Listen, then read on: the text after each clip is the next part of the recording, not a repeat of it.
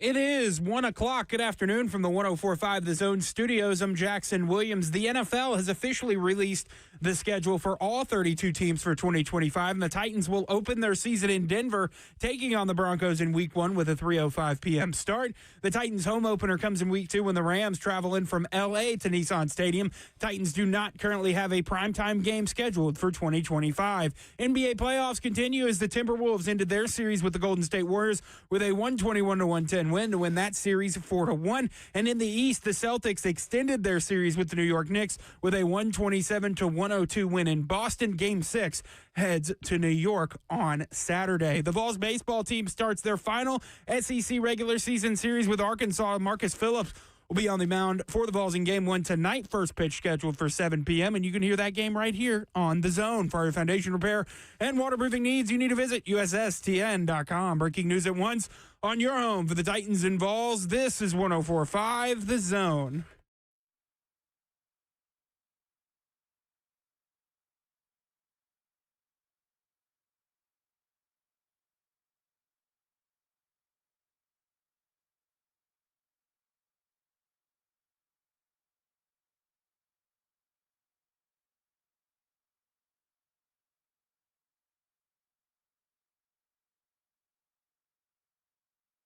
Cover 2 with Blaine Bishop and Zach Lyons here on 105 The Zone, powered by All Four Seasons Garage Door, 615-737-1045. If you want to get on the conversation, Tennessee Titans have their schedule released.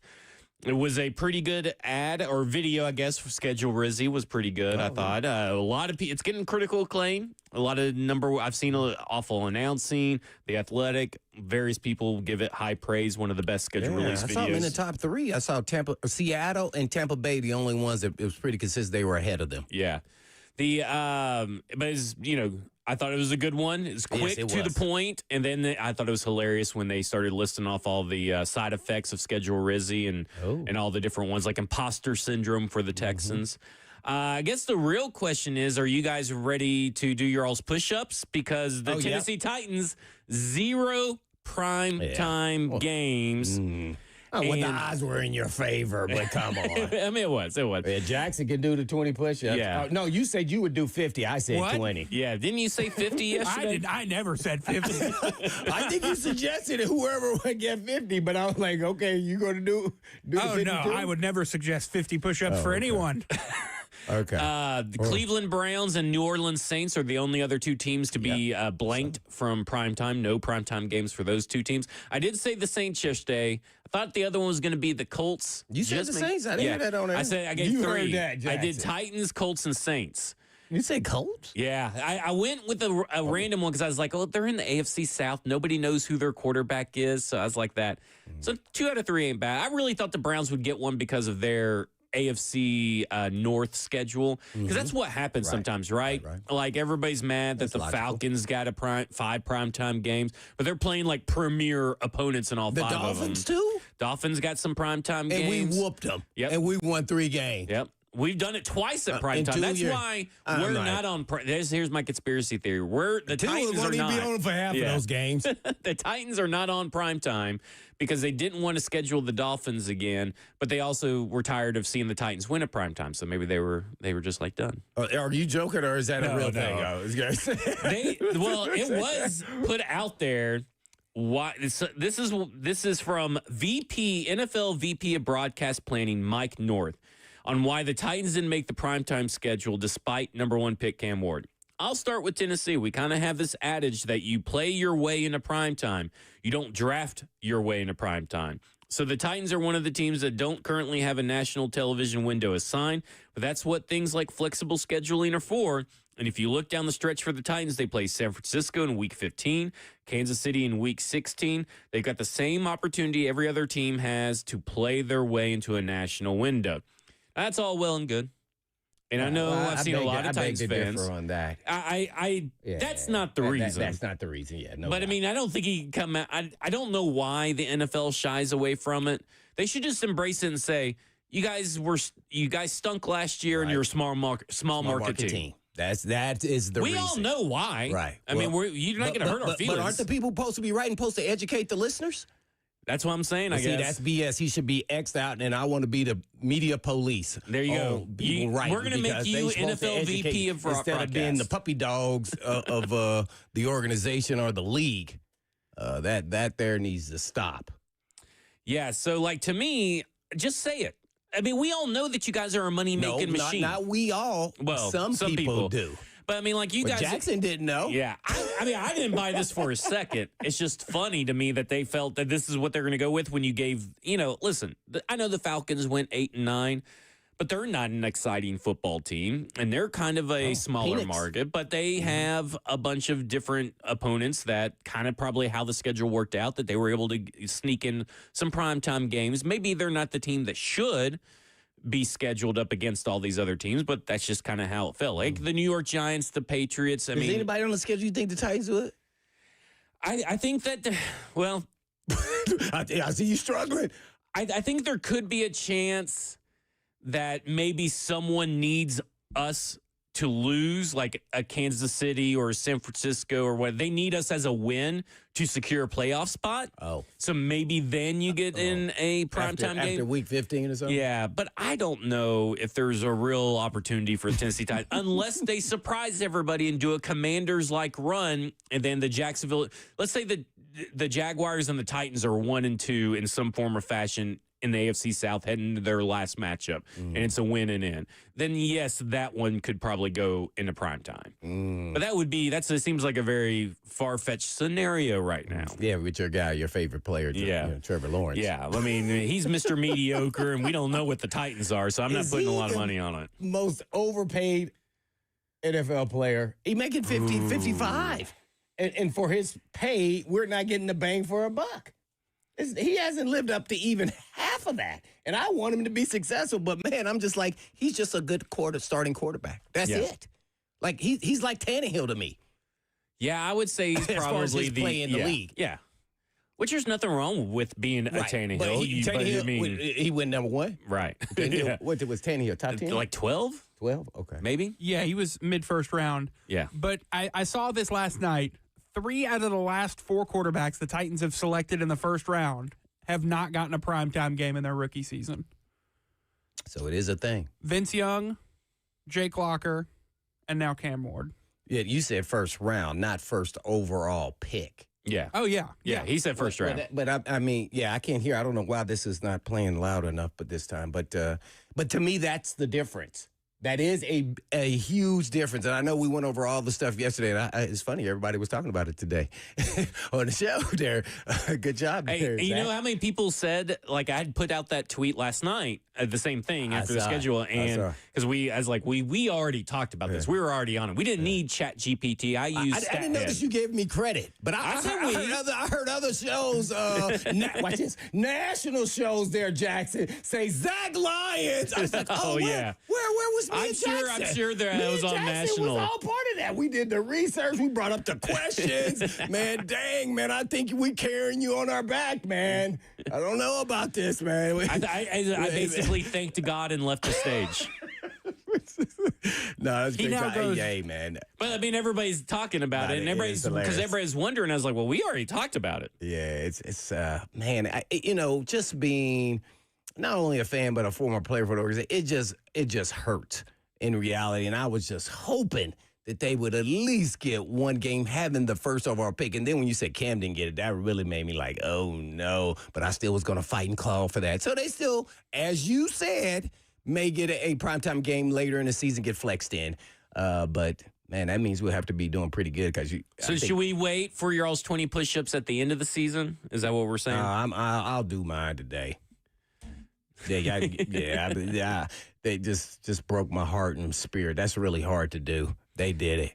I was like, the NFL. I remember I said I want to go talk to if that happened. The organization. And then you said you were going to go talk to the sheriff. I saw a lot of articles talking about ownership needs to have sit down, not just the Titans when this happens. I'm like, that's exactly what I said. Like, I that should never happen. If you're promoting your league, and if the teams that are at the bottom are not very good or small market, they should have an opportunity to be on a national team. Put them on the worst day, Thursday, Sunday night, whatever day you want to put on there that's not getting, as much, volume as far as watchers and viewers. To me, that should be a point by the league to at least try to make sure that happens. And here's why I say that.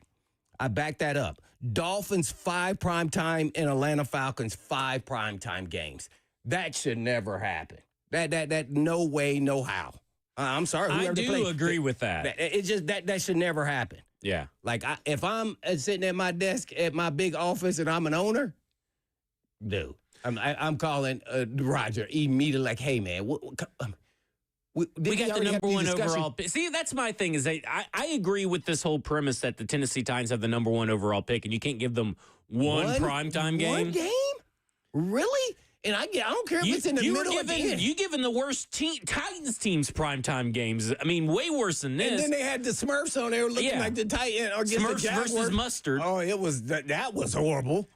The people who love the Color Rush jerseys, for specifically the Titans Jaguars games of the Color Rush jerseys, there's something wrong with them. Because those are hideous. Jackson, that is your reason. That's what's wrong with you? Yes, I love those jerseys. I knew I loved the baby blues when I was in high school. They look like footy pajamas. I mean, they look like the Avatar creatures from Avatar. I mean, it does not look good. I'm sorry, it does not look good. What would you have said if they would have put on a baby blue helmet? Oh, it would have been way worse. And there's probably stuff I would have said that's not safe for radio, because those would have been hideous. Here's now they're qualifying some of these holiday games as standalone games, and now there's primetime games. Tennessee Titans don't have either. But I do think the Tennessee Titans do have a chance to showcase and flex if they're good enough in some of these games. And we'll talk about that path when we come back. We'll also have Easton Freeze joining us of A to Z Sports at 2:20 p.m. This is Cover 2 with Blaine Bishop and Zach Lyons here on 104.5 The Zone. Where's the banners?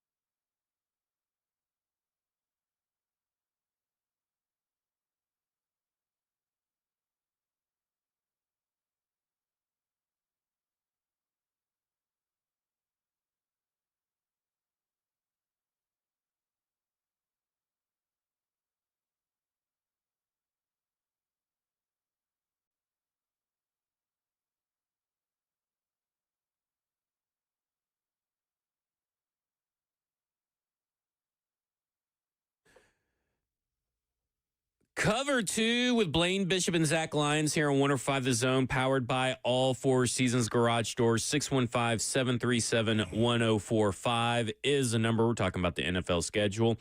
And I will say this, we lied. Technically, the Tennessee Titans do have a primetime game. It's August 22nd, preseason game 3 versus the Minnesota Vikings. Everybody will be tuned in for some Tim Boyle playing 4 quarters of football. There's your primetime game. Man. And with I may go watch it if Adrian Peterson's coming back. the network is CBS, which is weird for Titans. This could be a actual, like, more than just local broadcast. There you go. Let me ask you. I was going to say. I have a hypothetical What is your question. hypothetical? And I just want to hear, both you and Jackson, what are your thoughts on if the Titans would have drafted Shador Sanders, would they be a national primetime game? Absolutely. At number they would one, have a minimum of 2 or 3 primetime Yeah, they games. would probably have 2 or 3. See? I would have bet the over. No, none of us would have been doing push-ups on this show because I would have said, oh, yeah, they're having way – I'd set the over-under at 2.5 Because if they had Shador Sanders. You want to see what's going to happen with And him, that's right? fine. Like, I am okay, by the way, that Cam Ward does not care about that. Me too. I'm just giving a – But this hypothetical is spot on. Because I guarantee you need stardom. Just because he's number 1 pick, there was stardom already built up in college. Yeah, see, and someone goes, no, because the Browns got 0. Well, they drafted him in the 5th round. If Shador Sanders would have went jersey sales. Yeah, he's already ahead in jersey sales. And if he would have went 101, that is different than going in the 5th round. And I think that 101, you would have totally got primetime games. And why? Games. Yeah, why? Because last name. I'm willing to bet that if Shador wins the job in Cleveland, they'll be flexed into a primetime game. No doubt. By the time that I would say this. Let's say Joe Flacco starts. By the time that Shador Sanders probably starts, let's say week 8, I think that's when flexing actually officially opens up. I don't know if you could double check me on that, but because I know they did it earlier last year. That first game, if it's against a divisional opponent, flexed right in that spot, no doubt, in my mind. So this is superstar status. If he was 101. I think because if he was 101 with his combination of his last name and the hoopla and media circus that would have been around that pick already, then yes, because I just think that's inevitable for a guy of his background to get that spotlight and hog that spotlight. All right, now you got to go ahead. I've got the full rules from the NFL on flexing procedures. Okay, just when does it start? So for Sunday, it's different for every iteration. So for Sunday Night Football, it can be used twice between weeks 5 to 10 and any week during weeks 11 through 17. So technically, week 5 is when you can start flexing. For Monday night, it can be used any week 12 through 17. Thursday night, any week, or maybe used up to twice between weeks 13 and 17. Good stuff right there. I wanted to ask you a question. Play as though both of you guys are the owners of the Titans. All right? And this just came to me while we were sitting here debating. This is about the Shador stuff. Now, what if Cam Ward was a tad bit better and it was pretty clear to you? Right? Like if he was a Heisman winner?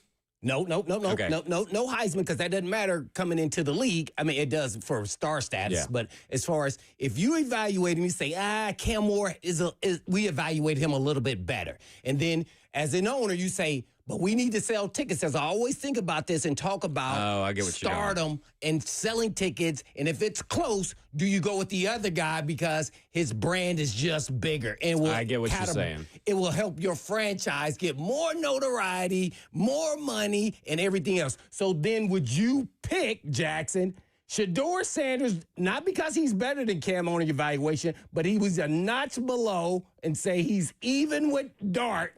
Do you, as an owner, knowing what he could do with the notoriety of your organization, do you take Shador Sanders?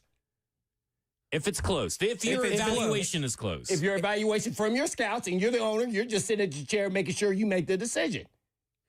If I was an owner, I would stay out of football decisions. But if I had to make that decision, I would probably do it. You can't even stay out of decisions for this show. There's no way you would stay out of football decisions. You did a coward move right there. Hey, I'm staying out of the business. I want to let football people do kidding me? football things. There's business side to it, and then there's a football side. You let the people do the football, but you ask them the question. Yeah. If Shador is a little under, and the same with Dart, and Cam Ward is a little bit better in your eyes, if we made a business decision, which a lot of things are done on, not based off of who's better than who. And to be fair, oftentimes does not work out. Well, that's true. Yeah. What would you do as the owner?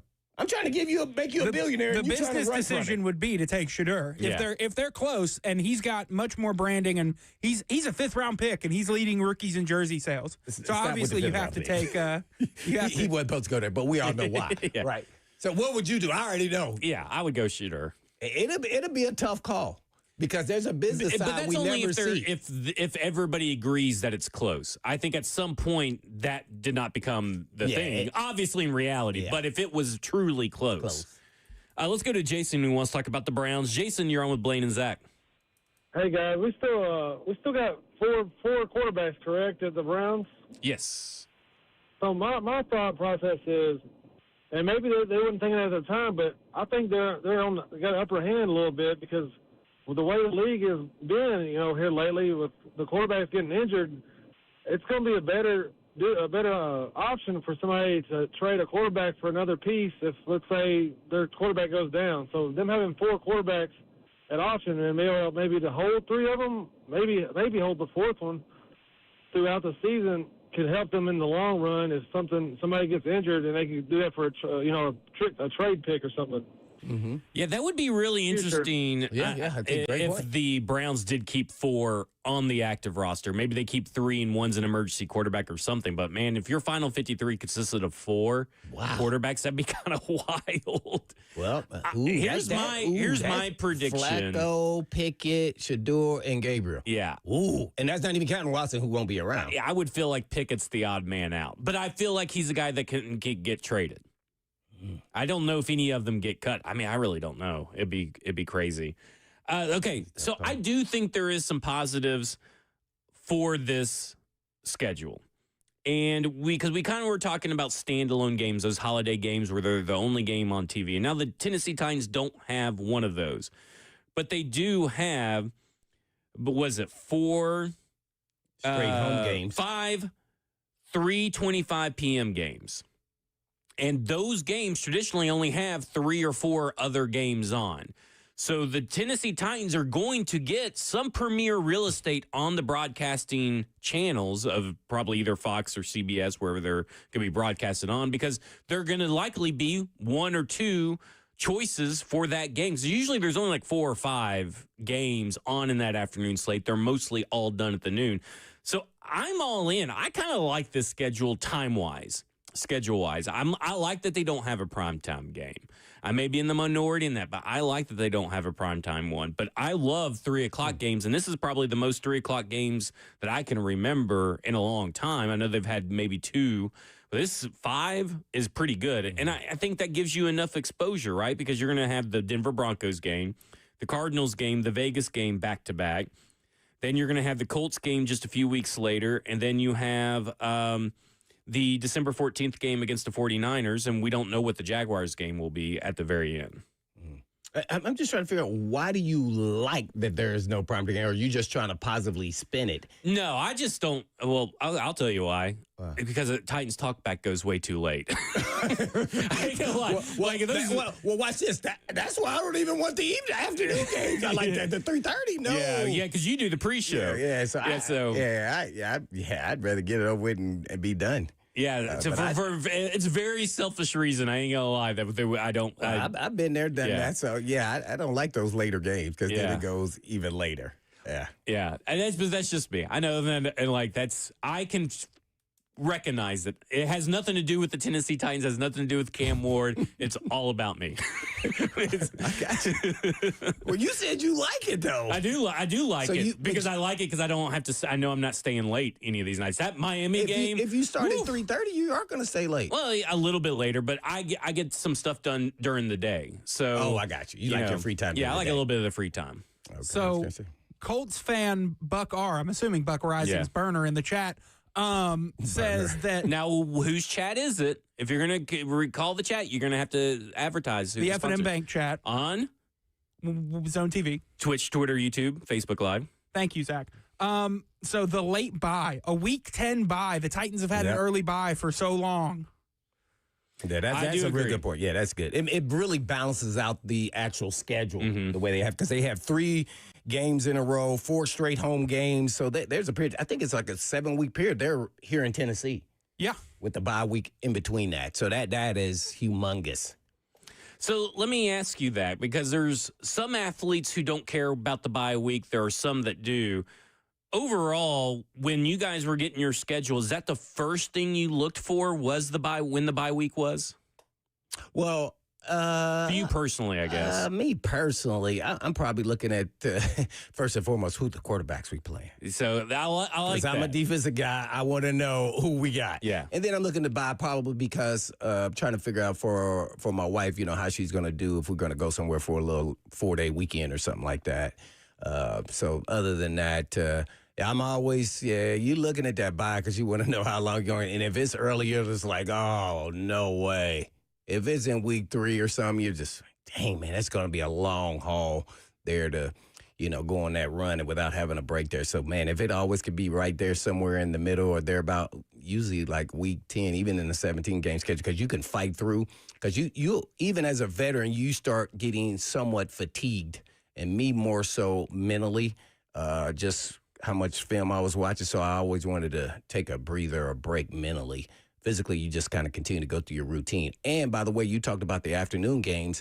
I did not like the afternoon games because it destroyed my normal path of how my routine would go. So I didn't like that at all. And then usually if we're playing afternoon, that means we're playing a West Coast or an East Coast team. Typically, the taxes were much higher. I felt like somebody stole money out of my check for one day of play. So I never liked playing those games. 9 games even before even if it was a nationally televised. Oh, gotcha. It didn't even matter. No. 9 games before the bye, 8 games after, right smack dab in the middle. You can't ask for anything better than that. That's perfect. Especially, and you're right, Jackson. I mean, the last few years have been by week 5, almost the very first one, which has been insane.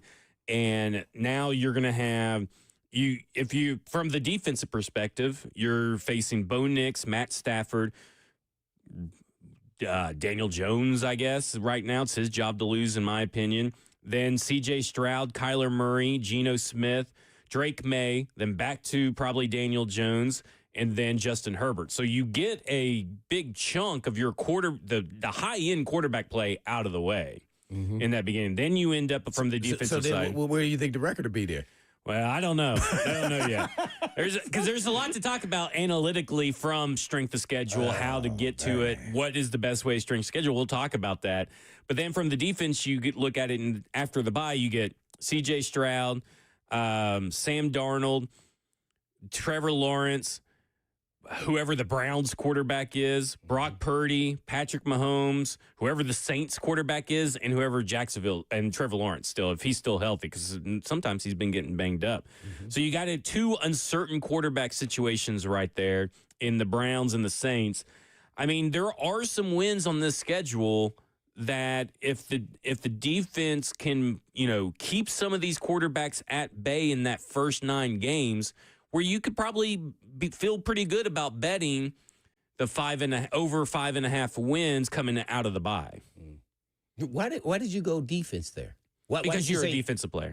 No, I mean, we'll get to the offense part of it. Right. You said if the defense can hold those quarterbacks at bay. Well, what if the offense scores and make the offenses for the other team have to play catch up? So that's why it's a team sport, and it works hand in hand. And so it's funny that narrative happened. They averaged 17 points or 18 points last year. I can't even remember. It was so low. Yeah. So that was discouraging. You can't win in the National Football League, at least if you're not scoring 24 points. That is most likely every week. So that there, you're putting your defense in a bind. You're wearing them down. And after playing 100 plays a game in and game out, eventually you're going to run out of gas and juice, and you're going to have a stinker. And they're going to just start throwing it all over the place and running the ball, and you're going to be like, what happened? Commanders. Right. See, That's what happens, because guess what? That means if you played 100, they played 50. Yeah. We played double. They played one game. We played 2 games in one game. See, so that starts building up, and then guys start saying, hey, man, what are y'all doing over there? Well, crossing paths in the locker room, sitting there at lunch. Hey, man, okay, yeah, man, we need some breaks out there, man. Y'all got to start putting up some points. Yeah. In a nice way. Nobody's pointing fingers or nothing like that, but it's general conversation, man. How's it going? Y'all getting better? That's why I said that the defense needs to carry them a little bit, and then the offense needs to take off. Yeah. Because then it's supposed to then work hand in hand, and then naturally then the defense may have some bad games or letting some teams score a lot of points, and then the offense got to come through. I love this part of the schedule. So listen to this. It goes home game with the Chargers November 2nd. Then your bye week.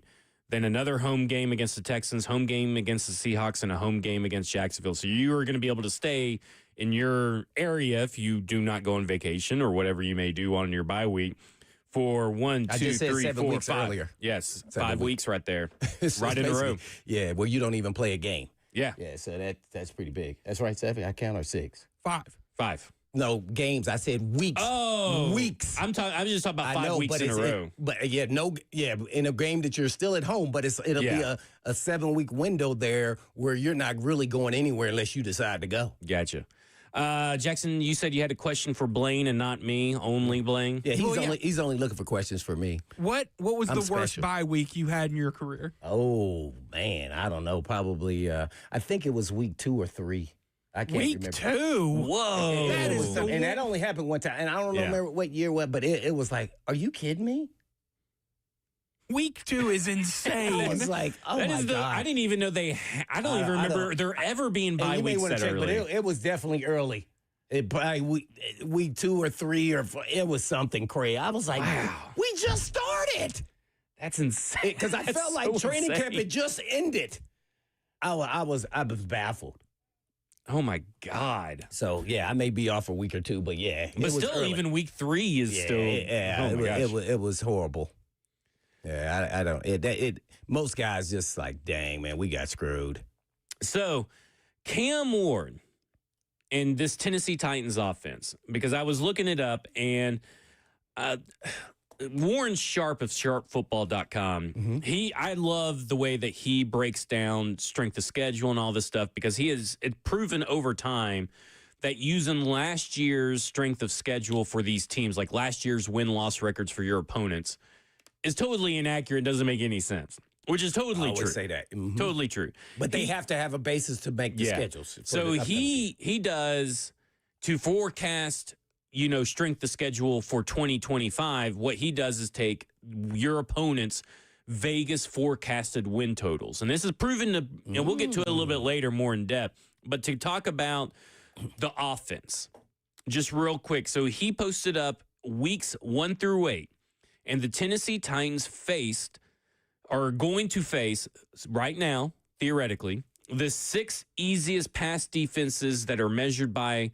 efficiency, so EPA and success rate. So they're going to have technically the 6 easiest strength of schedule against pass defense. Doesn't mean, by the way, that's compared to the league.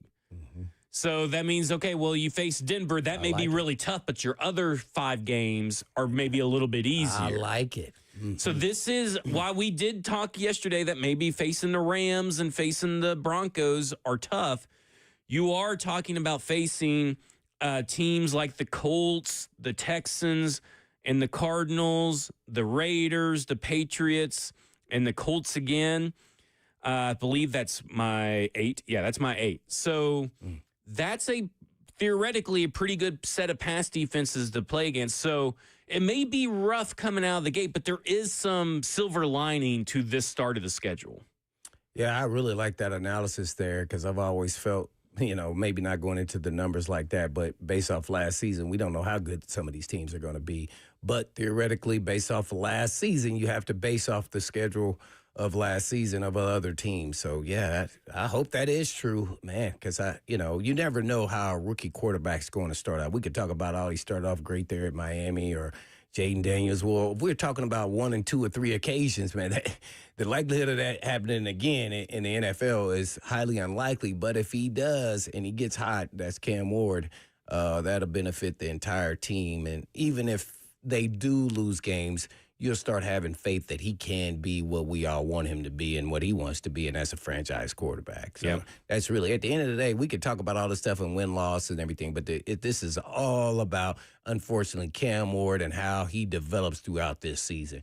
And hopefully sooner than later, because theoretically we're going to have a better offensive line, Yeah. pass protecting. Well, and I look at it like this, and we'll talk about this when we come back. But real quick, Jackson, you found the bye week? So, Blaine, you had a week 3 bye week twice in your Oof. career, 1997 and 2001. Wow. Yeah, That sucks. I should have just threw in the red flag. Man, how does aren't you just dog tired by the end of that season? I mean, when you have that early of a bye? Yeah, it was Especially with the way you play, because you play way more physical than probably even most players today at your position. Yeah, that's when you just start putting needles all over your body, Acupuncture? Yeah, something like sure, that. something like that. When we come back, we'll talk about the strength of schedule and what it could mean for the Tennessee Titans offense. This is Cover 2 with Blaine Bishop and Zach Lyons here on 104.5 The Zone. Even in my head.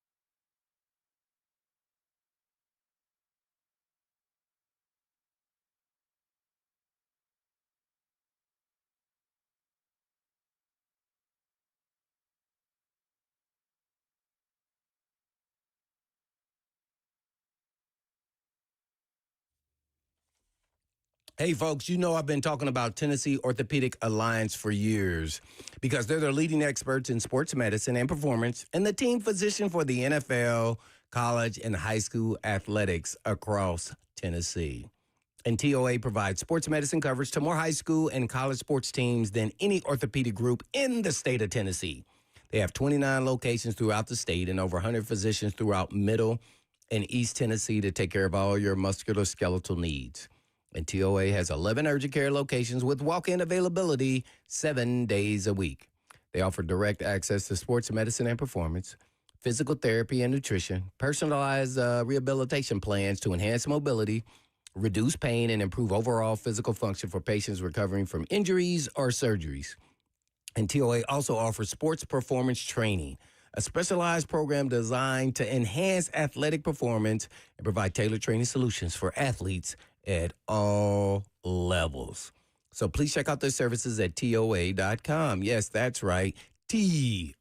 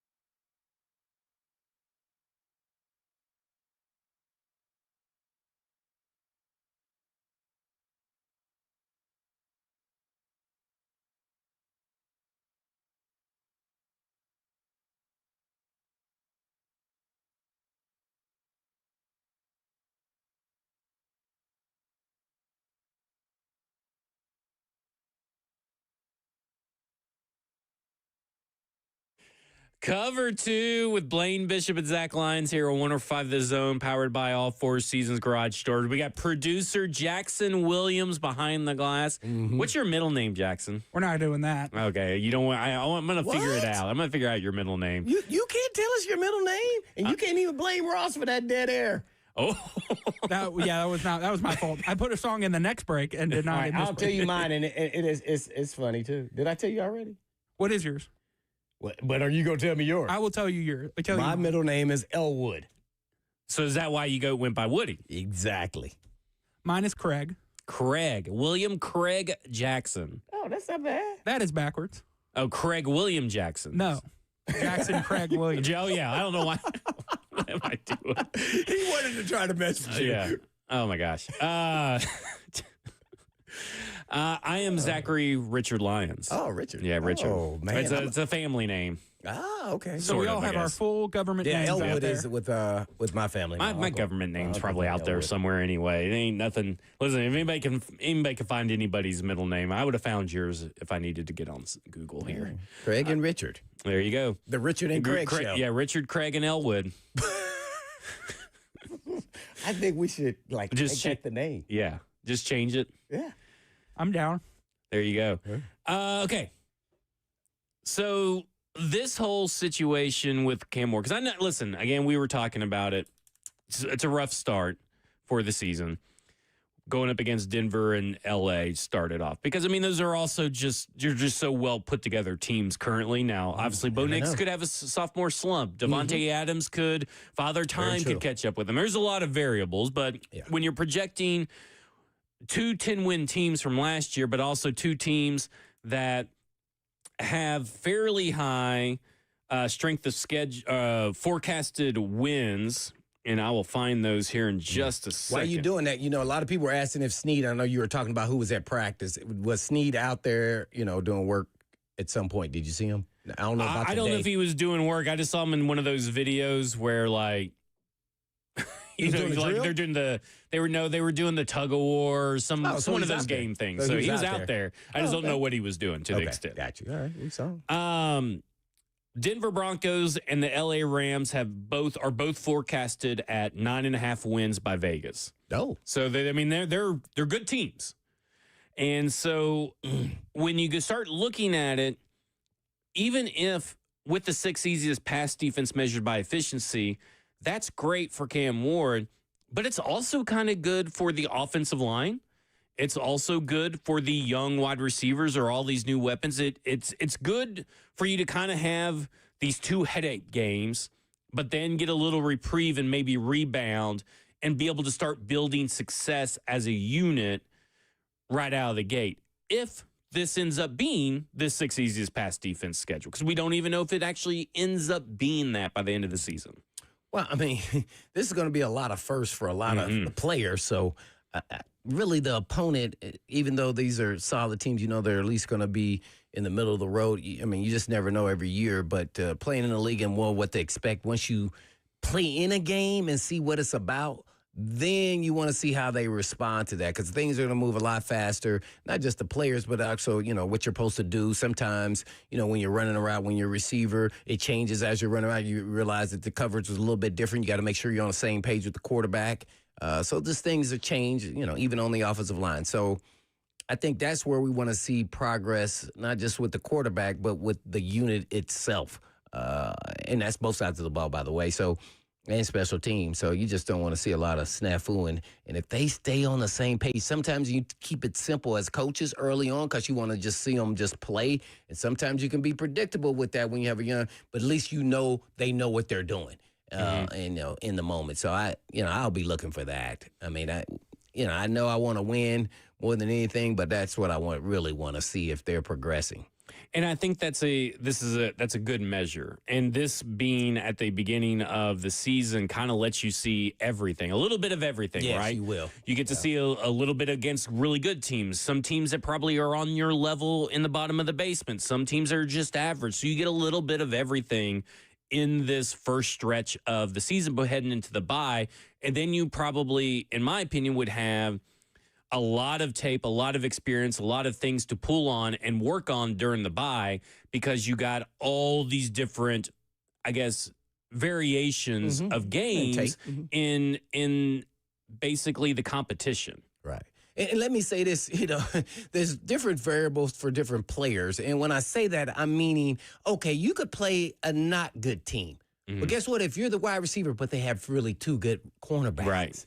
And then you'll go, well, they didn't do anything. Did you look and see who was out there playing? Like the Broncos game, right? Hey, they got some pretty good players now play corner, but, they weren't good against the run, so the running back was effective. So you got to start learning who you have matchups and why you'll be successful against certain players and others and have your plan of attack. Where before you were the best player, you didn't have to have a plan.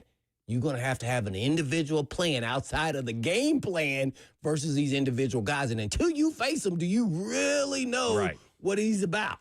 That's why it's a game of matchups, right? I mean, every team's a little bit different. Just because you did one thing against one team doesn't mean it will be effective against the other.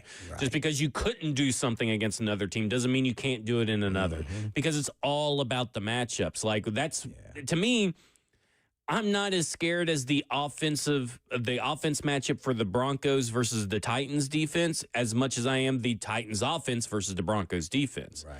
And we still don't really know. We expect the special teams to be very good, or at least better than last year, but we don't even really know what that unit is going to look like right now. And the makeup of that particular unit. We don't know who all the starters are. We don't know who all's going to be available and healthy yet, completely healthy. So we got a long ways to go. But right now, just looking at being able to say that, hey, right now you're looking at the 6 easiest pass defenses to start the year from weeks 1 through 8. Can't ask for anything better than that, other than the 5th or 4th or 3rd or 2nd or 1st easiest. I mean, that's pretty good for a rookie quarterback. Right. Well, I mean, let's just say, okay, Surtain follows Ridley. Oh, okay, so that's kind of X itself out, right? Okay, did the other guys who are complementary pieces, whether a veteran or a young guy, can they step up? We don't know. I don't know how much juice Lockett got. Yeah. Van Jefferson, the veteran guy, and then are the young guys in the first game going to be ready? And are they going to be looking like Google eyes like Jackson? Yeah. Oh, my gosh. This is different. That guy hits a lot harder. He's so fast. He can jump so high. Oh, my. Yeah, that happens. You get your aha moment, and they're going to get it all in this game. And what can Tyler Lockett do to Jahdae Barron, who is a rookie, who's projected to be their nickel corner? So if it's Tyler Lockett versus Jahdae Barron, what can Tyler Lockett do against him in that matchup? That may be a plus matchup for the Titans that we're assuming Jahdae Barron is good. And we're assuming he's some of the parts or parts of the sum or whatever it is. But, like, he's just one part of it. But now we're looking at the individual matchup between Tyler Lockett and Jahdae Barron, where I may give the edge to Tyler Lockett in this case because he's got experience, and this is going to be Jahdae's first game. We'll talk more about the schedule. We'll talk more about the strength of schedule as a whole. We're going to break it down into 4 different phases and talk about it. We're going to talk more about the player's perspective as well. This is Cover 2 with Blaine Bishop and Zach Lyons here on 105 The Zone.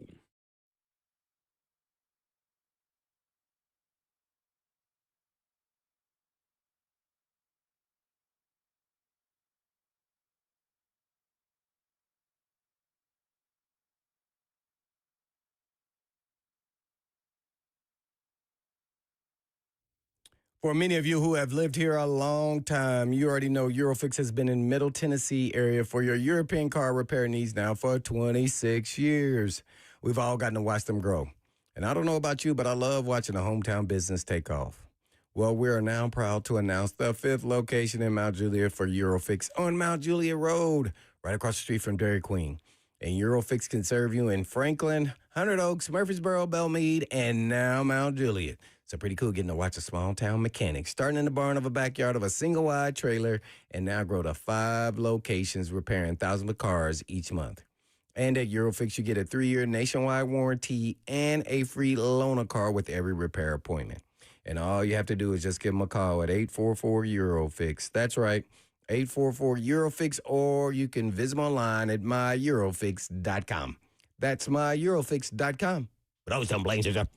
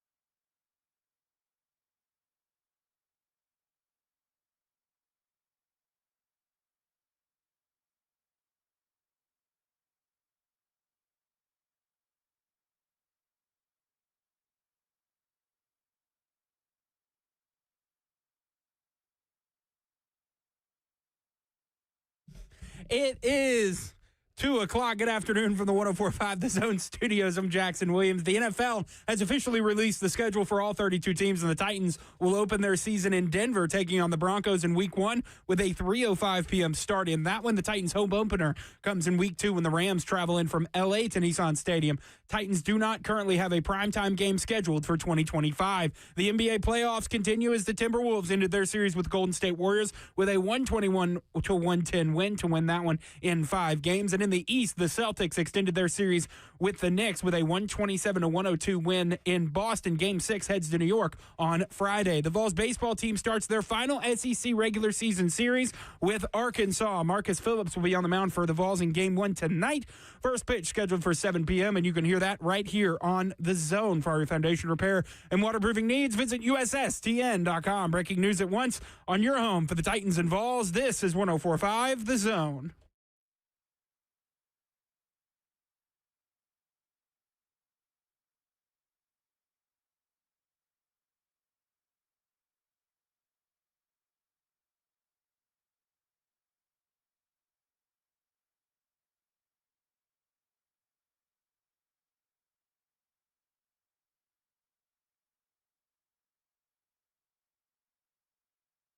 Cover 2 with Richard Elwood and Craig here on 104.5 The Zone, powered by all Four Seasons Garage Doors, 615-737-1045. You want to get in on the conversation.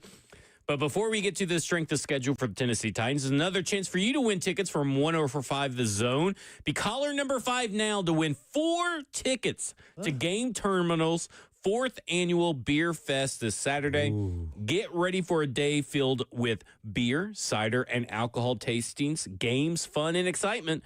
Buy your tickets now for $40 or $50 at the door. Beer tastings, a gift bag, and swag will be included with each purchase, with portions of proceeds going to Nashville Humane Association. As a dog dad, I fully support this event. As a dog dad that loves beer, I fully support this event. And as a dog dad that loves beer and video games, I love this event. So I just want to throw that out there. I won't be at the event. Unfortunately, we already had plans. I wish I could, though. If I didn't already have plans, I'd be there. So caller number 5 now to get 4 tickets to the Game Terminal's 4th annual Beer Fest this Saturday. Teaser. Woo, look at those phone lines. I wish those phone lines would start calling and communicating with us, though. Yeah. Dog Fest. And there we go. We already you have the Pig Fest on. We do. We already got a winner, and I do got Pig Fest on. I did not do Pig Fest this last year, so yeah, I'm gonna have to do it this year, though. I've never done it. And Memphis in May is happening right now. And in fact, I was in Ramon and Will's chat this morning. There was a guy there that was watching Ramon and Will while doing Memphis in May barbecue contest. So good for him. Barbecue. Yeah. So there you go. Okay.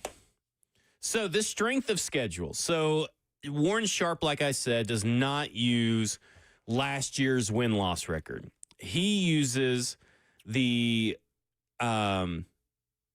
Vegas forecasted win totals as a measure of whether you are facing a tough schedule or not. And it's not perfect, right?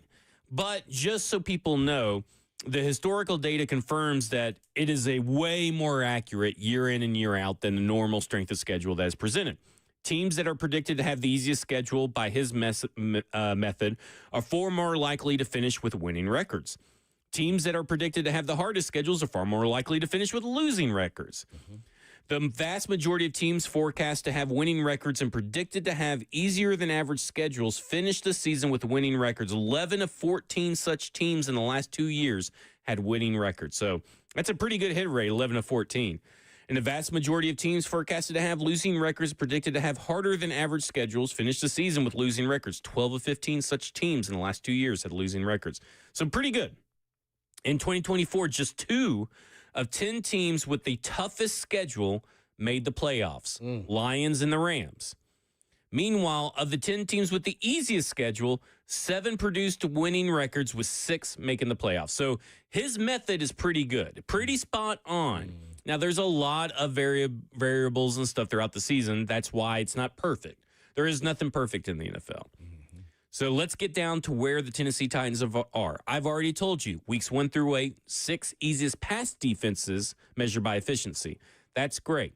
But what about the complete teams that you're facing?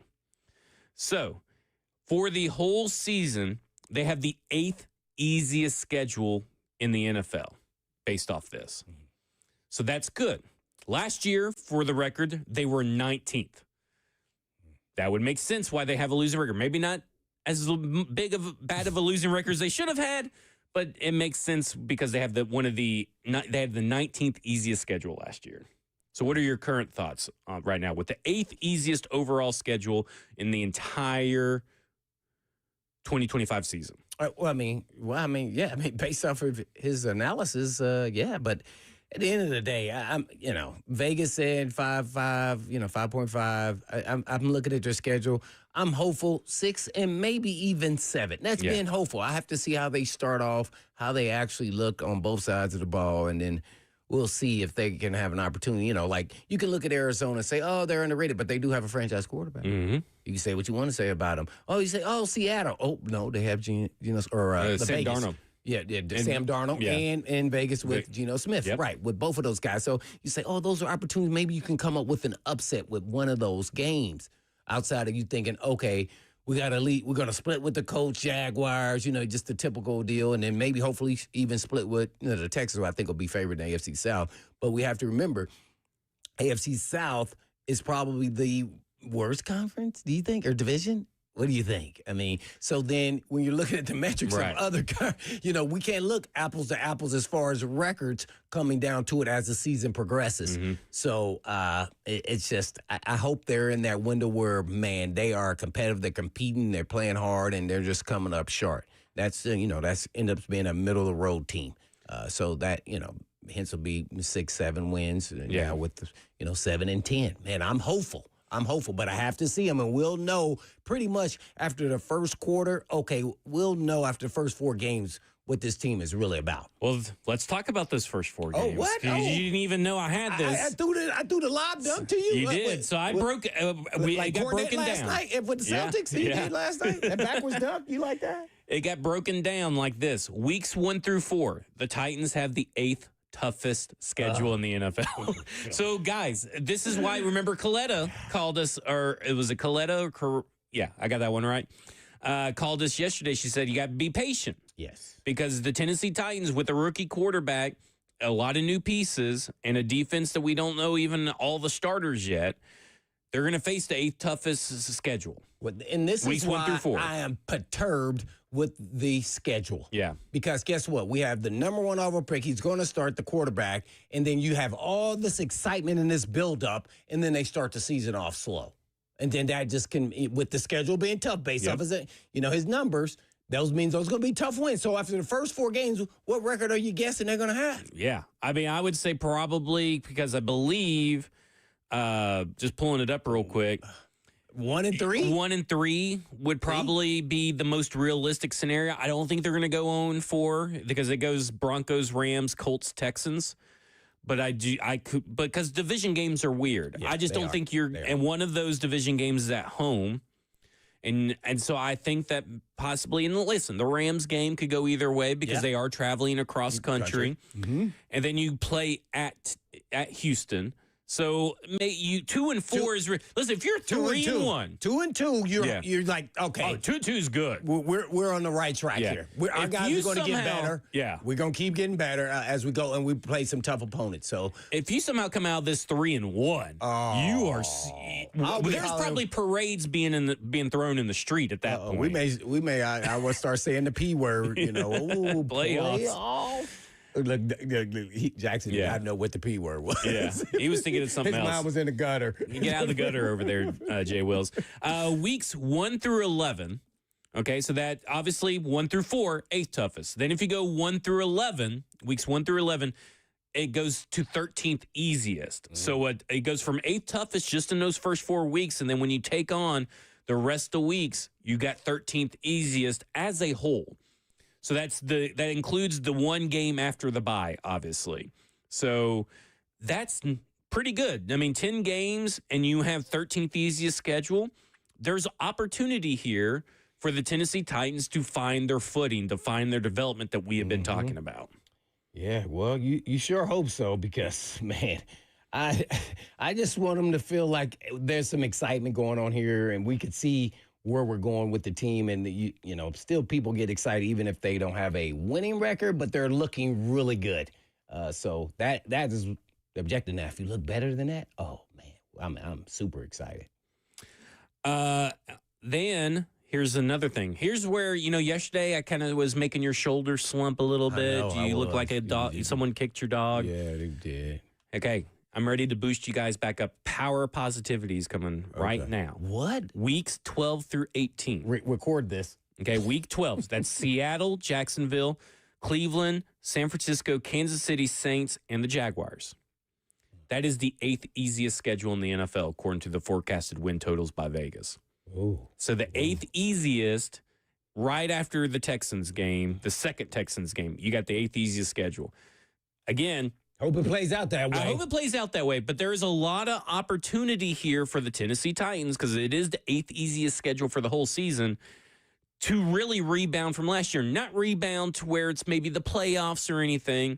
And maybe I need to go back and look at what the Commanders were last year, what their forecasted strength of schedule was for the whole season.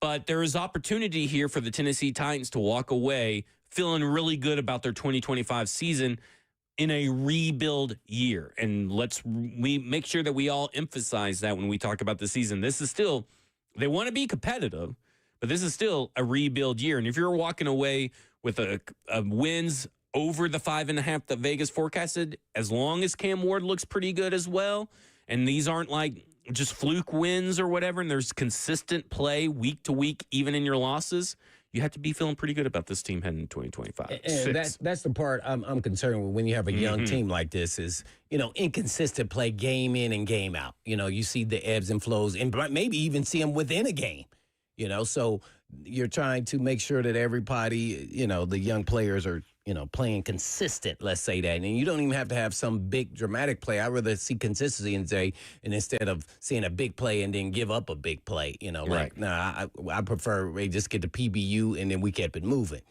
just using as a DB as an example. So that's the hardest part. It's going to be a lot of newness and you have to go through your lumps, but they're going to play hard. So, yeah, dang it, man. If they start winning, expectations will change, though. It will change. It will change. They go 2-2. It can change in the season. You're going to be the main one, Jackson. We're going to the playoffs.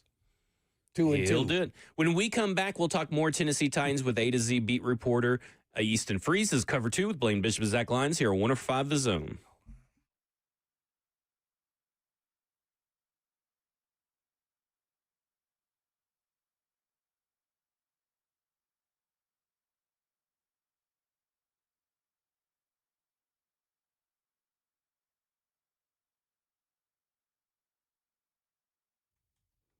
Guys, if something's holding you back from performing at your best, it's time to do something about it with performance enhancement treatment packages from Edge Peptide. So whether you're in the gym or on the course, with Edge Peptide Hormone Therapy, you can show up stronger, feel better, recover faster, and stay in the game longer. You know what I'm talking about. Boost your energy, build lean muscle mass, and heal from those nagging injuries. As an athlete myself, I know how those injuries can affect your game. So if you're struggling with joint pain, suffering from a recent injury, or looking to recover faster after surgery, Edge has you covered. From peptide packages to PRP, stem cells, and high-film muscle stimulation, Edge is your exclusive Nashville area peptide specialist. So don't wait till summer to feel your best, and don't trust your health to some online pharmacy. And remember, at Edge, your consultation fee of $250 is waived with your initial order. And all you have to do is just give them a call at 615-724-1878. That's 724-1878.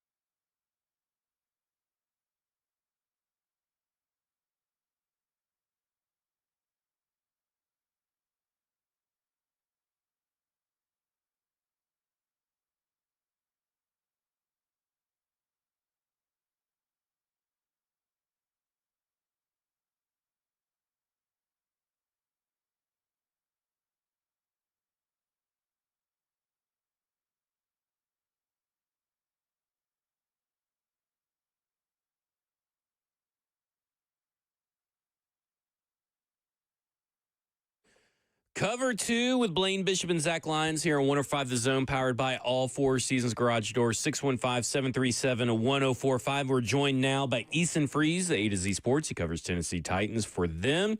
Easton, so far this offseason, what's your least favorite Tennessee Titans narrative that is going on either in social media or in the media room itself? What are you tired of hearing about? Oh, man, you're blindsided me with such a good question that I'm afraid I won't have a good answer for. The thing I am most tired of hearing is... I honestly don't... I'd have to think about it. I don't have a great answer for you. Let's circle back at the end of the interview, and I will have one for you. We'll come back to it. So here's my next question. You've said that you give Xavier Restrepo more than 50% chance to make the roster. I believe 51% was what you said last time you were on the show. Yeah, just a hair better than 50-50. Yeah. And so where are you at now that you have seen what he was able to do on versus air versus no defenders? Has that percentage gone up?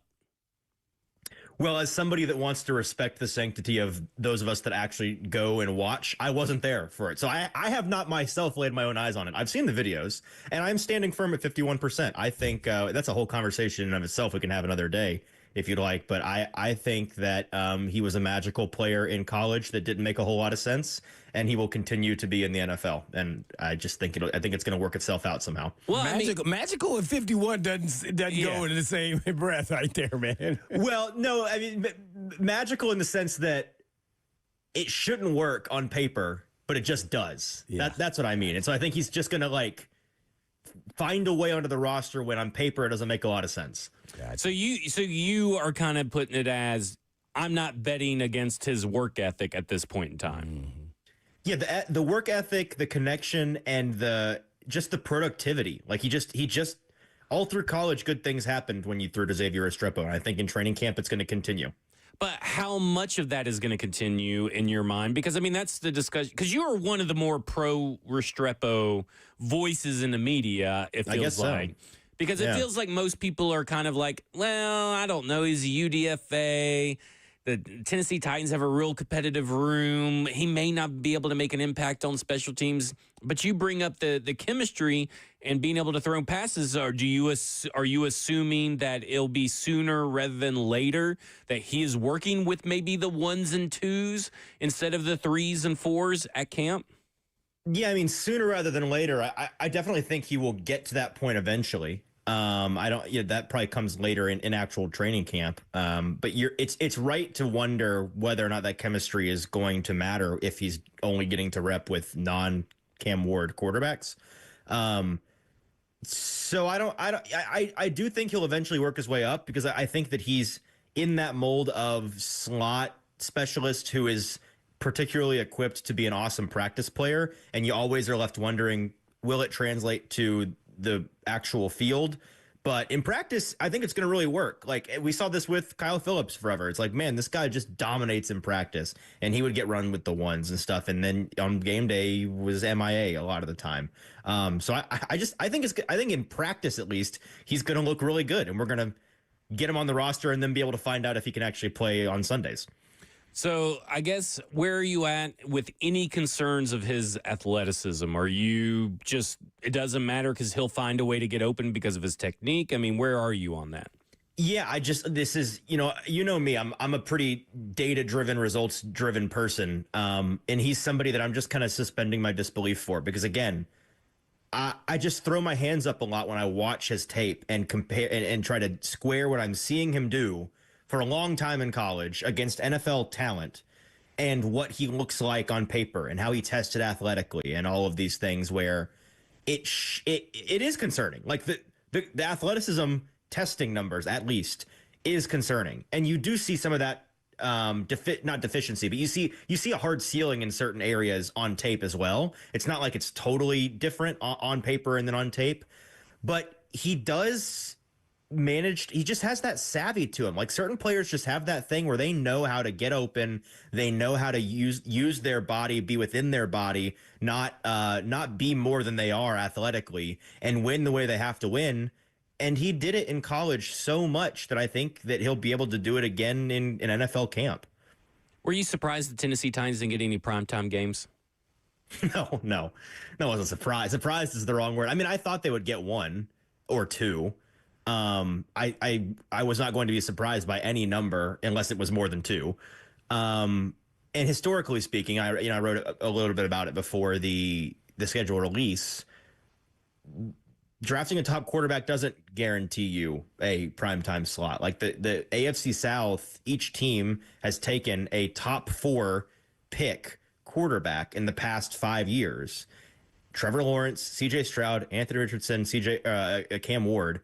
The 4 of them collectively were assigned one measly Thursday night football game, week 4 in 2021, Jaguars versus Bengals. Brian Callahan coached in that game, by the way. It was a walk-off field goal for the Bengals.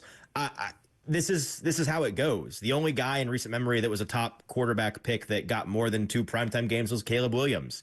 And that has a lot more to do with the fact that he plays for the Bears in Chicago than it does him being the first overall pick, I think. So they set the Titans up on the back end of the schedule to have some games that would make some sense to flex into primetime if they prove worthy. Like I think the Browns in week 14 with the Niners and the Chiefs in week 15 and 16 or something like that.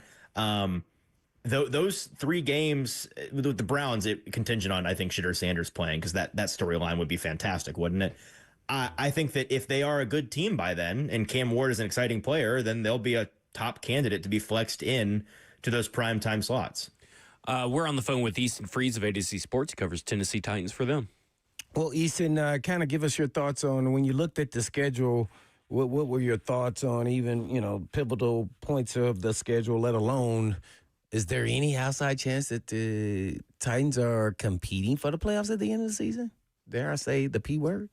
Yeah, there's definitely a chance that they're competing for. I think schedule aside, like I don't really care what your schedule is. If you have a quarterback on a rookie contract that is a dude, you can compete for the playoffs. Like we see this. If the guy is a guy, and it's not to say that if he is for sure a franchise player that he will make you compete for the playoffs. Like sometimes, like I think Caleb Williams may very well still be a franchise player. They weren't really competing for the playoffs last year because he couldn't quite overcome all the other things and the coaching and all of that. So that's not to say if Cam Ward comes out of the guns hot, they're definitely going to be a playoff contender. But if he is hot, then you have every chance in the world because it's the NFL, and that's the way that Blaine, things change overnight in the NFL. From day to day. Let alone year to year, these teams can turn on a dime, and the trajectory of these teams can change pretty dramatically. And so my biggest takeaway from looking at the schedule, to answer your first question, was just the first month. September is pretty brutal. I think that it's definitely a baptism by fire beginning to the schedule for them. I think in particular having to face the Broncos and the Rams defenses in weeks 1 and 2 is a really, really tough draw. And with the Broncos in particular, I'm maybe irresponsibly high on their defense. I think that they finished last year as clearly the best defense in the league. Statistically, in a lot of categories, they were. I think they only got better this year, adding potential star players at cornerback and linebacker and safety. I have a lot of faith in that group to, give Patrick Mahomes fits twice this year, let alone, a rookie in his first start in the NFL ever. So I think if Cam Ward can survive that game and look even serviceable, I might come on, on the internet on Monday with some irresponsible things to say, because I think that it's going to be really hard for him to look good in that first game. And then against the Rams in week 2, that young pass rush is pretty nasty. And if they continue on the trajectory they finished last year on, I think they finished the year 5th in total defense. They're going to be really difficult as well. So him and Cam Ward and Brian Callahan, they have their work cut out for them at the beginning of the year. Mm-hmm. What were your thoughts on former head coach nationally Mike Vrabel returning to Nissan Stadium week 7 for the Patriots? How do you think the fans receive him? And then how do you think the organization and the franchise feels about it? Oh, it's going to get so tight around here. Can't you already feel it? Like it's going to be a gross, grimy, uncomfortable news cycle that starts more than a week out. And we're already talking about it. I think most fans, if you asked them, what's the game you have circled on this schedule? It's week 7 against the Patriots. I do think that it fell in the schedule pretty ideally for the organization because it's not out of the gate to like just really, if you get embarrassed by the Patriots in week 1 or 2, that can really take the wind out of your sails and be already a 5-alarm fire out of the gate. And then it's at the end of the year, you're in like, is this the game that prompts the firing territory? You don't want to get embarrassed by the Patriots in week 16 either. So I think week 7 is the sweet spot for them. And they'll, the players and coaches will ask them about it incessantly the week prior, and they will all deny that it's a thing and they're just out there playing football, et cetera, et cetera. But we'll all know that it's on everyone's mind because everybody knows it's on Amy's mind. I mean, it's on Amy's mind. It needs to be on everybody else's mind. And I'm not even blaming Amy for it being on her mind because she's the one that decided to somewhat I would say controversially fire Mike Vrabel when she did. That was her decision.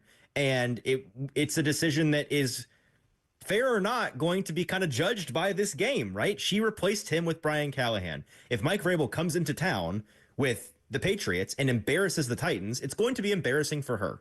And if it's embarrassing for her, it's bad news for everybody else involved. So I think that the Titans and the fans alike have that game circled for good reason. Well, naturally, the Titans are in the toughest division there, AFC South and the conference, but they're the AFC. How do you evaluate the AFC South on where do you think the Titans early will, figure out where they'll finish at the end? Where do you think they're at? You got the Texans one, but where do you think the Titans will be after that? I'm assuming. Yeah, I would say the Texans are the team to beat. Zach will tell you that I am higher on the Jaguars than I should be. He loves the Jaguars. I do. I'm a big Trevor Lawrence. Where is this coming from? Oh, not reality. Where's the proof in the pudding? Some other multiverse. It could happen though with Hunter and the Thompson kid there, and Trevor Lawrence all of a sudden looks. I'm telling you, this is the year. This is the year that he breaks out. I think that the GM head coach pairing that they brought in. Listen, I really do think that they are going to be a good team this year, and I look forward to being proven wrong in a new, ridiculous way because that's what the Jacksonville Jaguars do. But in my heart, I have to be true to myself. I think that they're going to be a tough out. And then the Colts, who knows what the Colts are, right? Like if I had to guess today, the Titans are, it would have to exceed expectations to be better than third in the division. I could see them being second in the division if the Texans or the Jaguars found a way to shoot themselves in the foot or something terrible happens. But I would guess third today. And lastly, I guess, which of the young players of the recent draft picks are you most excited to see develop over the course of the season? Besides Cam Ward. Yeah, but outside of the quarterback, yeah. I mean, I'm a sucker for Alec Ayumanor. In terms of rookies, he's the guy that I'm most excited to see how he looks because I was really high on him pre-draft. The pair of defensive guys they took on day 2 are going to be really exciting just because both of those picks were more year 2, year 3 long-term rolls of the dice, it feels like, than immediate impact. So I think whatever immediate impact they do have is kind of, icing on the cake. And so I'm curious to see how quickly they come along.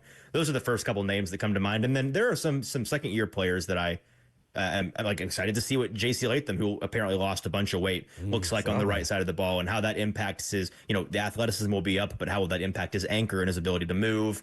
I fancy myself a leader of the Bryce Oliver narrative. I think that he could have a big camp and maybe insert himself into the receiver rotation on a regular basis. So those are the first couple names that come to mind. Easton Freeze with A to Z Sports. I mean, if you're part of the Bryce Oliver, president of his fan club, are you saying the Tennessee Titans are going to keep 7 wide receivers so Xavier Restrepo can make it? Or are you saying there's another wide receiver that you have your doubts on? As much as I am in on Xavier Restrepo, I still am only at 51%. So there's a pretty decent chance he doesn't make the roster because of the constraints. Now, I do think 7 is in the cards. I don't think anybody on this receiver depth chart is particularly safe except for Calvin Ridley, the pair of 4th-round rookies, and Tyler Lockett. Tyler Lockett. Yeah, I thought about it for a second. Tyler Lockett is just, I think, because of his consistency and what he'll provide. Like Van Jefferson, I think, is going to make the roster, but I don't think that he's the lock to make the roster that a lot of folks do. I don't, the other guys that are in the conversation, James Prochet is somebody that is, if the other receivers or other players on the team prove themselves worthy of special teams, especially in the return game, I think what Prochet offers could be rendered null and void to them. So I think it's up to the other, like if Jimmy DK becomes your returner, suddenly a guy like Prochet is a lot less valuable to you, and you don't feel like you need to keep him on the roster. So I would say 7 today, but I mean, I won't be surprised if it's just 6, and it could be 6 and a surprise guy is left off. Van Jefferson suddenly not on the team because he has a terrible camp. I'm not ruling that out. How many did they keep last year? Do you guys know? I think 6 off the top of my head. 6, I think. Yeah. Oh, okay. Yeah. They got to 7 eventually. So, Easton, you said that J.C. Latham lost weight. Do you have any idea how much weight he lost? And was that team-driven or was that player-driven? Yeah, I put on my Carnival Barker hat on Twitter when I saw the pictures and said that I thought, at the combine last year, he weighed in at 242, I believe. I think he's sub 210, just 210, 342, sub 310. If he was at 210, we'd have a lot of things to talk about. If he was sub 210, he'd be the same weight as Xavier Restrepo. I was about to say, and at what, like 6'6"? If you're 6'6", 210, you got some funny proportions to you. I would, maybe that's a little bit low. People on Twitter gave me a hard time, and who am I to say like what a guy weighs by looking at him? But I do think he lost like 20, 25 pounds at least. So, I don't know what the number is exactly, but I don't think it's in the 340s. I think he's in the 320s at least. And so that is team driven. It's something that they have been working on since the beginning of last season. So it's not like he lost all of this weight just between the end of last year and right now. It's been an ongoing thing. And like the weight that he played in weeks 17 and 18 at was significantly down from the weight that he played in week 1 at. I'm curious I want to talk to Bill Callahan. I want to talk to Brian Callahan about this because they decided this was the plan for him. Why? Are they trying to lean into the athleticism that he has, improve that mobility? Are they banking on the fact that his anchor comes from raw strength and not just weight? Like, some guys just have anchors because they're physically hard to move. And some guys have a core that is, no matter what their body fat index is, they just have the muscle to not move you. I guess they're banking on JC just being rocked up like that. And so I'm excited to see what it looks like. The Tennessee Titans have the 8th easiest schedule according to Warren Sharp's Vegas forecasted model for the whole season. Last year, the Commanders had the 13th easiest schedule, and we saw how that went for them. What are the odds that you're giving this Tennessee Titans team, maybe not to make an AFC championship game or anything, but to make a considerable amount of improvement to maybe where they're sniffing and still in playoff talk around week 14, week 15? It's all Cam Ward, man, right? So to put a percentage on it, I'll say 22%. Okay. That's interesting. So one final question here before we get to, remember, the least favored off-season narrative, right. So make sure you're thinking about that. Okay. I'm going to give you a chance. Am I going to be wrong about Femi Oladejo? I think that you are. I don't think it's going to be this year. Like, I don't think you're going to be issuing a mea culpa in the calendar year 2025. You may, and I'll be seated for it. I'll be in attendance. I'll come into the studio if you want me to, just to be a witness to it. But I do think that eventually you will be. Listen, I understand the concerns that you have, and I'm not going to stake my career on saying that you're definitely going to be wrong. He has to develop as a hand in the dirt pass rusher. But over the 10 games that I watched him play in college, I saw that development week to week, and I saw the flashes. And I don't think this is a draft pick that some guys, you talk about the flashes, and you're literally banking on a play in each game. You're like, there it is. That's the one. It wasn't inconsistent flashes. It was consistent flashes that I saw. And I saw a guy that has every tool that he needs within his body to be an effective NFL pass rusher, probably a 2, but maybe upside to be a 1 if the jackpot hits. He just has to continue to refine. Really, I have more questions, Zach, and we've talked about this a little bit. I have more questions about the Titans coaching staff's ability to develop him than I do his ability to develop. Does that make sense? And that's not a shot at the Titans defensive coaching staff's ability to develop.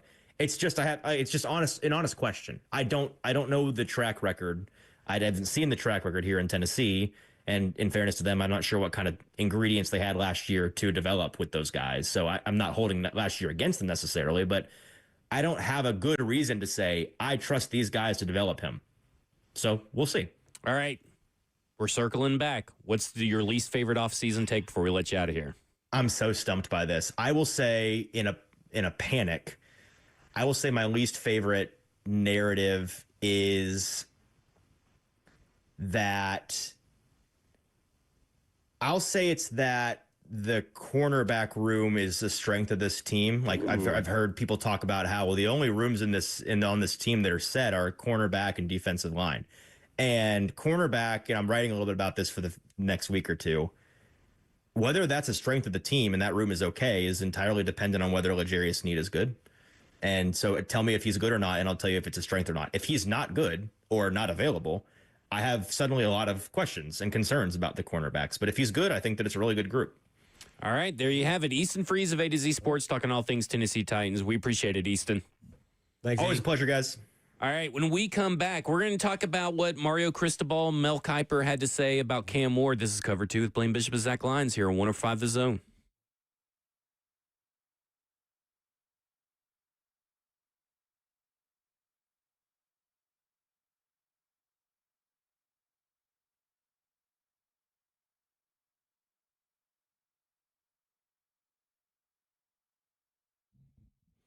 Ever wonder how I keep my mojo? Well, hey, it's Blaine Bishop here, and if you're looking for the best tacos in town, you gotta check out Mojo's Tacos. They've got 3 amazing locations, including my favorite spot in Nolensville. Mojo's Tacos is where the magic happens. Whether you're craving their mouth-watering carne asada, their delicious fish tacos, or their famous street corn, you've got to have one of those, if not everything. And don't forget to try their house-made salsa because it packs a freaking punch. And each location has a great vibe, perfect for the family night or catching up with friends. Plus, their friendly staff will make you feel like you're right at home. So head on over to Mojo's Tacos and taste the difference. Trust me, you won't be disappointed. Mojo's Tacos, 3 locations and one unforgettable experience.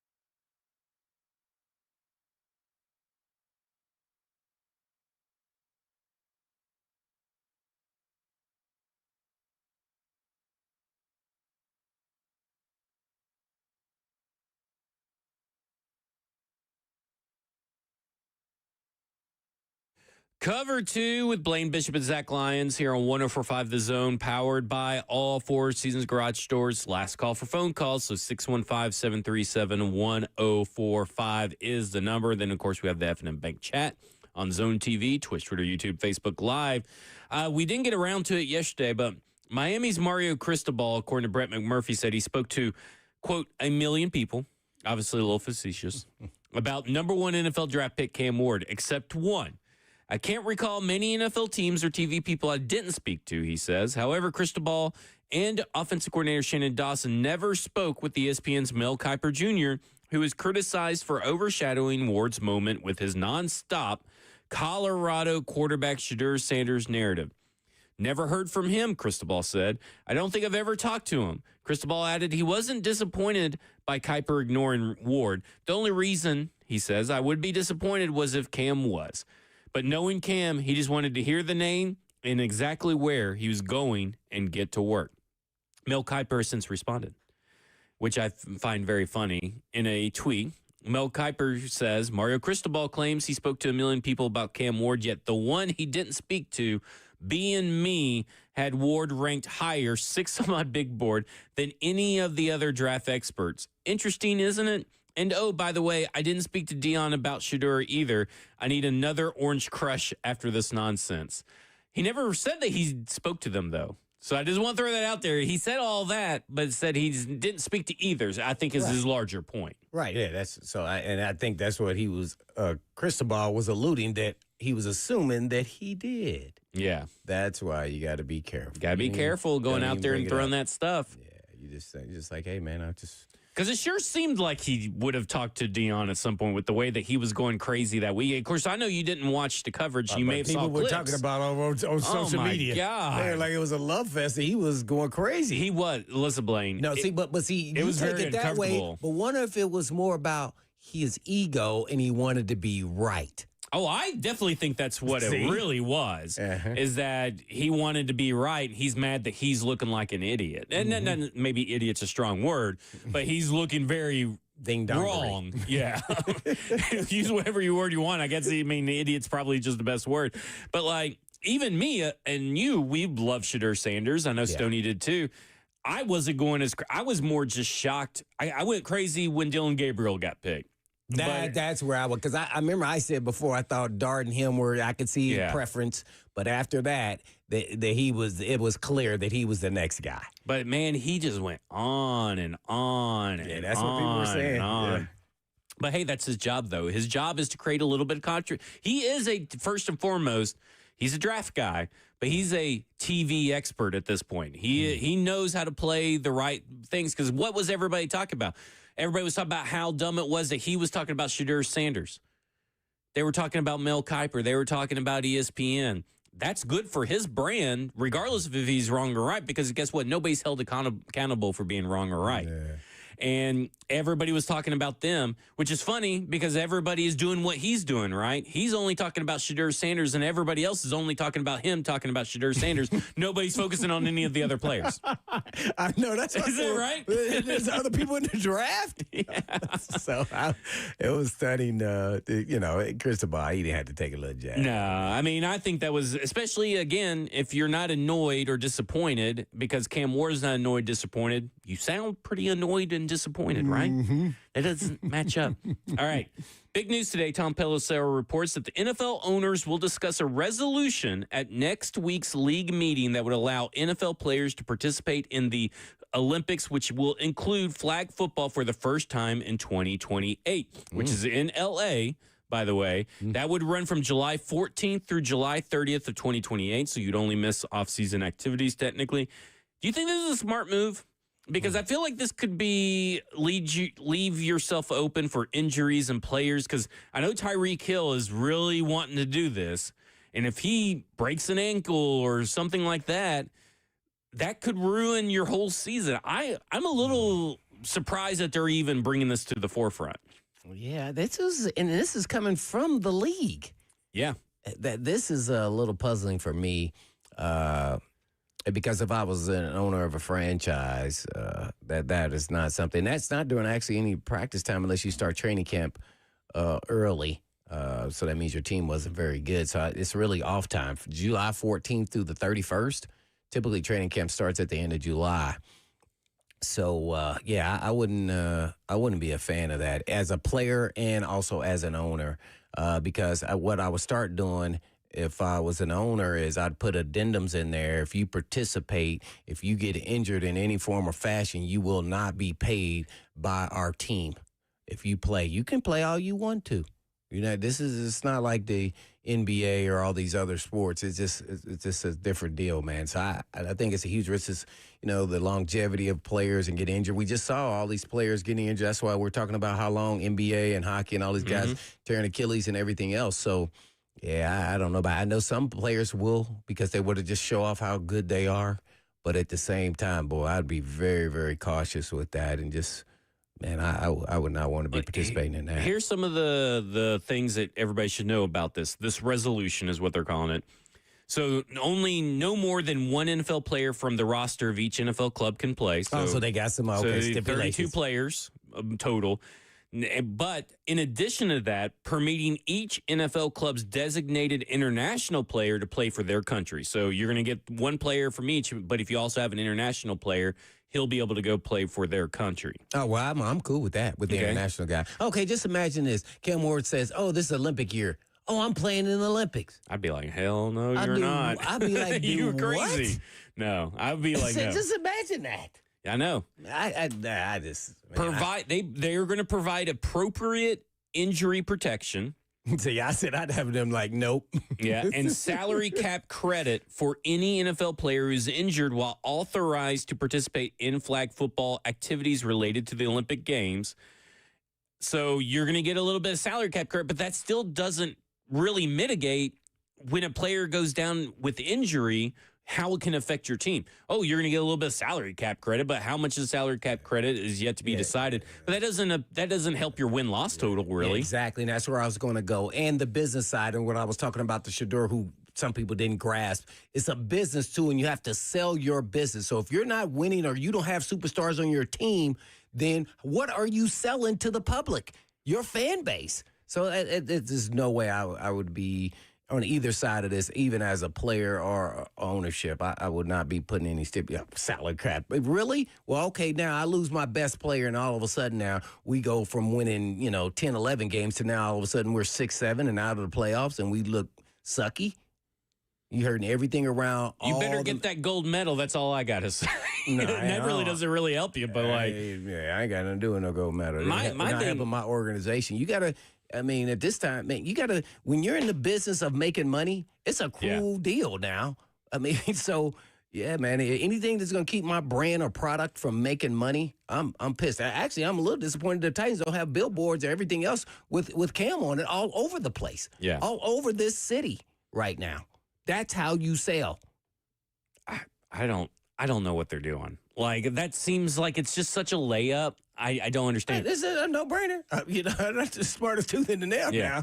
That's easy. I'm like, damn, man, I should see him. Okay, so I just want everybody to know that they haven't decided who may coach this team. So I want to throw my hat in the ring for either the men or women's team. Oh. That at the University of Memphis, I coached a sorority flag football team, and we made it to the championship. And this was not a team of athletes. This was not a team of athletes, but my scheme, my defensive scheme, and my star elite player on that defense, we went to the championship. We didn't win. We got boat raced, but we made it to the championship. So I just want to throw that out there, throw my hat in the ring that maybe me and Blaine can co-coach. You try to put me in there. Yeah, we can coach this flag football team, men or women's, and I think we could win the gold medal. What do you think? Who you got there, Jackson? I think if the NFL allows its stars to play, I really don't think it matters who's coaching the team. I think it does. I think you got to remember there's a lot of players on these other teams that play rugby and do all this kind of stuff. They play flag football. The flag football is a little bit different. I have the perfect person. Okay. Bill. Oh, no, excuse me. I'm going to take that back. Jordan Hudson. Let her coach it. I love it. Let's do it. Let's do it. Real quick question. This question comes from John Boy in the F&M Bank chat on Twitch, Twitter, YouTube, Facebook Live. He wants to know, Is Levis playing for Malaysia? No. And that will do it for us here on Cover 2 with Blaine Bishop and Zach Lyons here on 104.5 The Zone. 3HL's up next. And in the meantime, And in between time, peace.